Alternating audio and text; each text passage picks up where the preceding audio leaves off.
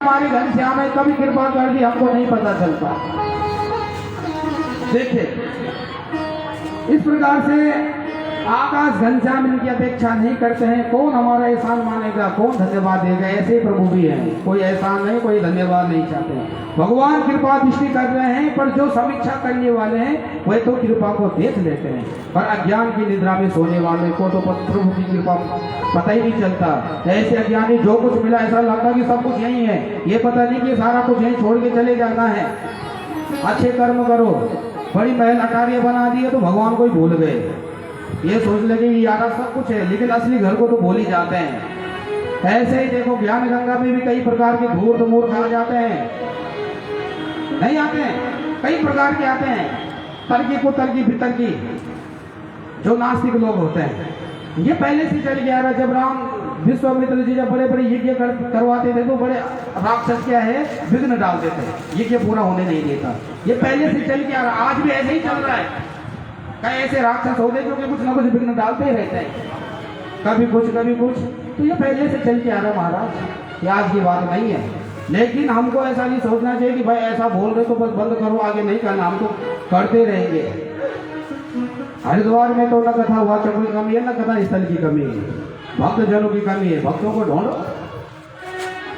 तो भगवान की कृपा की निरंतर समीक्षा करते रहना चाहिए। इस प्रकार से भगवान ने अपने समान सुदामा जी को वैद्य भी प्रदान कर दिया। द्वारिकापुरी के समान ही सुदामापुरी प्रदान करके भगवान ने सुदामा जी को सर्वथा श्रेष्ठता सिद्ध कर दिए और अपनी दीन बंधुता सार्थक कर दी। बोले दीन बंधु सरकार की द्वारिकानाथ की जय जय श्री राम, जय जय श्री राम। गंगे मैया की, गंगेश्वर महादेव की। सज्जनों, भगवान का 56 कोटि यदुवंश का विशाल परिवार है। कितना? 56 कोटि, 56 करोड़, इतना बड़ा विशाल परिवार है। इसके साथ ही भागवत जी के 90 अध्याय युक्त 10 स्कंद भगवान के चरणों में विराम दे देते हैं। एकादश स्कंद में प्रवेश करते हैं। एकादश स्कंद मुक्ति स्कंद है सज्जनों, मुक्ति। भागवत जी का एकादश स्कंद मुक्तिदायक स्कंद है।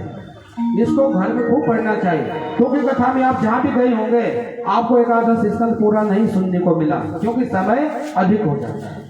भागवत जी की कथा जब महीने में 2 समय करेंगे, 4 घंटे सुबह 4 घंटे शाम, तब जाकर के आप भागवत जी की पूरी कथा श्रवण कर पाएंगे। केवल 4 घंटे में हम ये नहीं सोचेंगे हमने पूरी भागवत सुन ली। आपको महीना चाहिए, 1 महीना पूरा, वो भी 4 घंटे सुबह 4 घंटे शाम। तो यदुवंश के साथ एकादश स्कंद मुक्ति स्कंद है। इस स्कंद को हमको भली भांति सुनना चाहिए, पढ़ना चाहिए, नहीं तथा जीवन का तत्व बतलाया गया कि जीवन का तत्व है क्या। भगवान सब राक्षसों का वध करके पृथ्वी का भार उतार दिया, तब उन्हें लगा कि मेरा परिवार भी धरती पर भार बन जाएगा।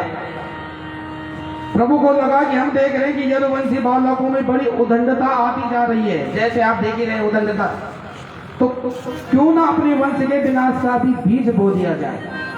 तो भगवान षड ऐश्वर्य संपन्न है सज्जनों, वहां भार उतारने के लिए आए हैं, चाहे वह किसी प्रकार को। भगवान की आसक्तियां कहीं नहीं है, वे असंग है। भगवान संसार को रचते हुए हैं, भगवान चलाते हुए संहार भी करते हैं। तो भगवान का संकल्प हुआ और संतों का आगमन हुआ चातुर्मास्य के लिए। भगवान दुर्वासा आदि संतों का सम्मान किया और कहा महाराज हमारी हार्दिक इच्छा है कि इस चातुर्मास्य को आप द्वारिकापुरी में ही चातुर्मास्य को बिताएं, यही भजन कीर्तन करें। एक बगीचे में महात्माओं का सुंदर कुटिया बना दी, वहां प्रबंध कर दिया और महात्माओं ने अपने आसन जमा दिए। कुछ बालकों ने एक दिन महात्माओं की परीक्षा लेनी चाहिए।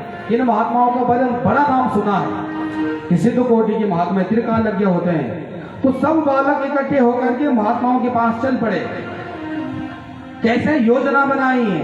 जाम्बवती का पुत्र है सांब, और सांब को महिला बना दिया, महिला जैसे वस्त्र पहना दिया, सुंदर श्रृंगार कर दिया, 16 श्रृंगार, और सांब के पेट उधर पे कुछ वस्त्र लगा दिए कि जैसे कि वह गर्भवता लगे। अब गर्भवता ही होगा, गर्भवती स्त्री होते तो गर्भवती होती, लेकिन गर्भवता हो गया ऐसा लग रहा है। और चले गए महाराज जी को दंडवत प्रणाम कर, महाराज जी नमो नारायण, हाँ आओ बच्चे आओ, कैसे आना हुआ। बच्चों ने प्रणाम करते हुए बोला महाराज जी अब की बार हमारे भाभी जी का क्या होगा, पूछने आई है, इनको शर्म आ रही पूछने में, हम पूछ रहे हैं कि अब इनका बच्चा होगा, बेटा होगा या बेटियां होगी। सारे संत महात्मा ध्यान लगा रहे, कोई नाक घुमा रहे, कोई आंख बंद कर रहे, क्या होगा बेटा या बेटी, सब ध्यान लगा रहे हैं, सब परेशान, समझ में नहीं आता। वही देखो बच्चे क्या परीक्षा ले रहे संत महात्माओं की। दुर्वासा ऋषि बैठे थे, इधर आओ बच्चे मैं बताता हूँ। हाँ बाबा जी आप बताओ, आप तो खूब तरह का अलग लग रहे हैं। दुर्वासा जी ने कहा मैं बताता हूँ, इधर आओ। हाँ महाराज बताओ, मूर्खों इसका ना बेटा होगा ना बेटी होगी, इसका एक ऐसा मूसल पैदा होगा जो तुम्हारे संपूर्ण युद्ध वंश का विनाश करेगा। जनी सत्यो मंदा मूलम कुलनाशनम। जो ये शब्द सुना सारे ब्रजवा सारे युद्ध वंशी बालक घबरा गए, परंतु सांब के वस्त्र उतारे, सारे जल्दी से वस्त्र उतारे और जो उधर में वस्त्र लपेटे थे उन्हीं से खेलते खोलते ही एक मूसल, लोहे का मूसल उत्पन्न हो गया। सचमुच में सब घबरा गए, ये लो पिंड कहाँ से आ गया, कहाँ से आ गया, हमने तो वस्त्र लगे थे, अरे ये तो सचमुच में त्रिकाल के महात्मा संत हैं, हमने गलती इनका मजाक उड़ाया। महाराज उग्रसेन के पास आए, एकांत में सब रोने लगे, पूरी घटना सुना दिया राजा उग्रसेन को। उग्रसेन घबरा गए, राम राम तुमने महात्माओं का साथ ऐसा मजाक किया। अरे हमारे द्वारिकानाथ बार बार कहते रहते, समझाते रहते हैं संत ब्राह्मणों की सेवा करो, भगवत भक्तों की सेवा करो, बार बार समझाते, तुम्हें पता नहीं। अब सभी ने ये बात भगवान श्री कृष्ण से छुपाई, श्री कृष्ण को नहीं बताई। अब निर्णय लिया कि कुछ किया जाए। उन्होंने मूसल को पीस पीस करके समुद्र में फेंक दिया और उसी निर्णय अनुसार मूसल पीस पीस करके बह गया। घिसा हुआ मूसल समुद्र तट पर फेंक दिया, जो एल नामक पहली घास पैदा हुई और उस मूसल को घिसते हुए एक पैनी सी कील जो बनी हुई थी वह मछली ने निगल ली और मछली को मल्लाह ने पकड़ा और मल्लाह ने उससे कील निकाले। उसने एक बहेलिया ने उस कील का सुंदर बाण बना दिया। ये सर्वंतर्यामी भगवान को सब पता चल रहा है, ये सब भगवान की माया कृपा से हो रहा है, भगवान की लीला से ही हो रहा है, ये सारा जो भी हो रहा है। परंतु प्रभु ने किसी को स्पष्ट नहीं कहा, भगवान ने किसी से नहीं पूछा, भगवान को सब पता चल रहा है, कौन अच्छा कर रहा है कौन गलत कर रहा है, सब दिख रहा है, भगवान देख रहे हैं भगवान, क्योंकि सब भगवत इच्छा से संपन्न हो रहा है। अच्छा करेंगे अच्छा होगा, बुरा करेंगे बुरा होगा। एक दिन देवर्षि नारद जी भ्रमण करते हुए द्वारिका में आए, भगवान ने बड़ा दिव्य भव्य स्वागत किया और कहा महाराज मैंने आपको तत्व ज्ञान जो दिया है, मेरे माता पिता जी वसुदेव देवकी को बता दो, क्योंकि नारद जी मैं बताऊंगा तो मुझे बच्चा समझते हैं, मेरे ज्ञान को नहीं समझ पाएंगे, इसलिए आप समझाओ। आप मेरे माता पिता जी को भगवत स्वरूप, भगवत धर्म का स्वरूप उन्हें समझाइए। नारद जी को लगा यदि मैं सीधे उपदेश देना प्रारंभ करूंगा तो वसुदेव हो सकता है कि बात समझ नहीं सकेंगे, तो नारद जी ने प्रसंग सुनाया। वसुदेव महाराज यही प्रश्न एक बार जनक जी ने नव योगेश्वरों से किया। भगवान ऋषभदेव के अवतार की कथा आप जानते होंगे, आपने सब भगवान की कथा सुनी है सर्वप्रथम। तो जिनके 100 पुत्र हुए और सबसे बड़े पुत्र का नाम भरत, जिनके नाम से इस देश का नाम क्या पड़ा, भारतवर्ष। भरत जी से 9 छोटे भाई ऐसे हुए जिन्होंने नव योगेश्वर की प्रसिद्धि पाई है सज्जनों। तो नारद जी कहते महाराज वसुदेव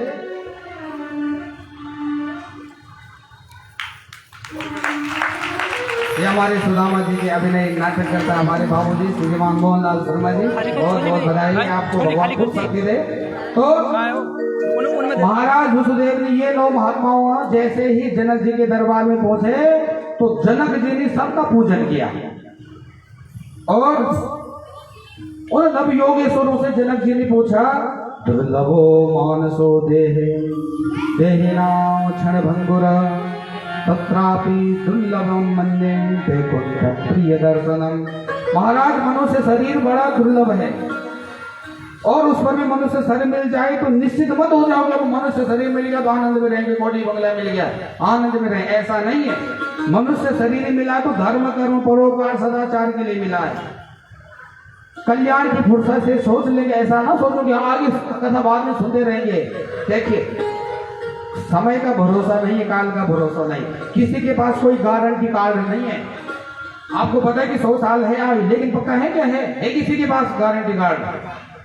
देखिए, आपको जन्म तारीख पता होगी, हो सके तो जन्म समय भी आपको पता है, लेकिन आपको मरने की तारीख किसी को पता नहीं है, चाहे कितने बड़े मंडलेश्वर हो, शंकराचार्य हो, या हम आम आदमी कोई भी। तो 100 साल के लिए आए हैं तो 50 साल, 5 साल या 5 साल के लिए शरीर में मिल जाए तो क्षण भंगुर का है। 100 साल हो, 50 हो, 5 हो, 10 हो, 20 हो, क्षण भंगुर के लिए। काल का भरोसा नहीं, मनुष्य शरीर दुर्लभ है, उससे भी अधिक दुर्लभ है भगवान के भक्तों का दर्शन। अतः जीव के दुख की निवृत्ति कैसे हो, जीव का सच्चा कल्याण कैसे हो?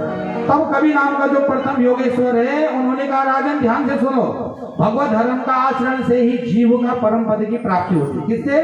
भगवत जी की कथा सुनने से, भगवान की कथाओं को सुनो, कल्याण होगा। भागवत धर्म का स्वरूप क्या है तो बड़े ध्यान से सुने। देखो, जन्म मरण की भवरोग है, भवरोग भयंकर भय से मुक्त होने के लिए सबसे सुंदर सरलतम साधन है भगवान के चरण कमलों की उपासना, और उपासना से ही परम संसार का क्या होगा? कल्याण होगा। मानस में कहा गया, सब कर फल रघुपद ते ते बिनो होए न पाओ।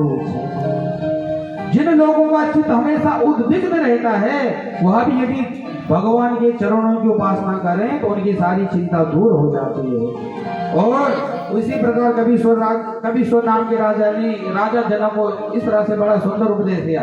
दूसरे हरिणी भक्त का लक्षण बताया, तीसरे अंतरिक्ष महाराज ने माया का स्वरूप बताया, चौथे प्रबुद्ध जी ने माया से बचने का उपाय बताया, पिपलाय ने ब्रह्मा का स्वरूप बताया, हविर्होत्र ने अजितेंद्रिय पुरुषों की गति बताई है, द्रुमल ने अवतारों की गणना, ओकर भाग ने युग कर्म, और चामस ने भक्तों के प्राप्य। इस प्रकार से 9 कबीश्वरों ने सुंदर राजा जनी को यह उपदेश दिया।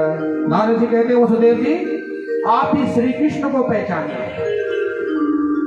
श्री कृष्ण को तुम अपना बच्चा मान रहे हैं, ये साक्षात नारायण है, परमपिता परमेश्वर है, जगदीश्वर है, ये जान लो। माया के द्वारा मनुष्य लीला कर रहे हो, वो नर लीला कर रहे हैं, इसलिए उन्हें सर्वत्रयामी नारायण को पहचानो, भली भांति को जानो, उनके रूप को। ऐसा उपदेश दे करके नारद जी प्रस्थान कर गए। अभी जब महाराज यादवों को प्रवास क्षेत्र में जाते देखकर उद्धव जी भगवान के पास आए, और दत्तात्रेय युद्ध संवाद के माध्यम से भगवान ने उद्धव जी को बताया।